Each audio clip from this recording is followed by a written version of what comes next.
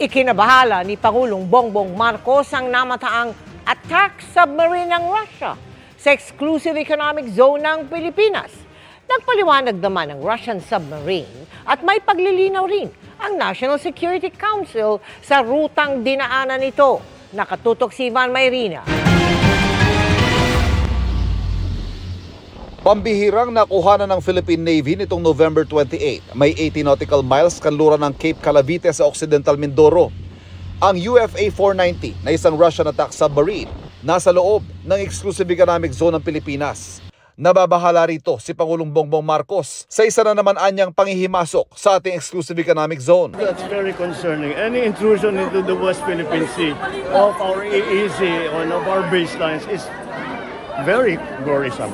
So, yes, it's just another one. Agad nagpasunod ang Philippine Navy ng mga eroplano at barko para buntutan at bantayan ang galaw ng submarine. Ni-radio challenge din ito ng Navy para malaman ang pakay. Nagpakilala siya na siya ay itong Russian attack submarine at sinabi niya na galing siya ng exercises, PASEX exercises with the Royal Malaysian Navy sa Kota Kinabalu sa Malaysia, and on the way na siya pabalik sa kanyang naval base sa Vladivostok, no? Okay. At sinabi niya na inaantay lang niya na gumanda yung panahon. Ano, kaya siya nag-surface, no?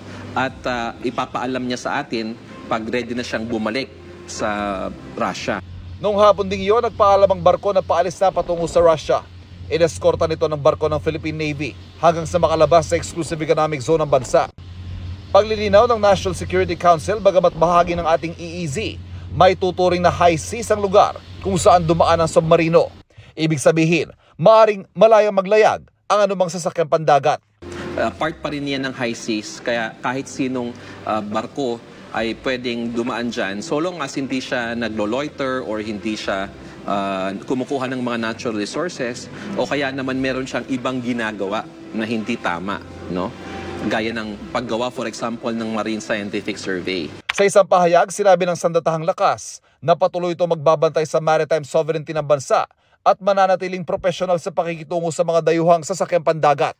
Ang kanilang operasyon na ayon daw sa mga batas at patuloy na magpapakita ng dedikasyon sa kapayapaan at pagtutulungan sa rehiyon. Para sa GMA Integrated News, Ivan Mayrina, nakatutok, 24 oras.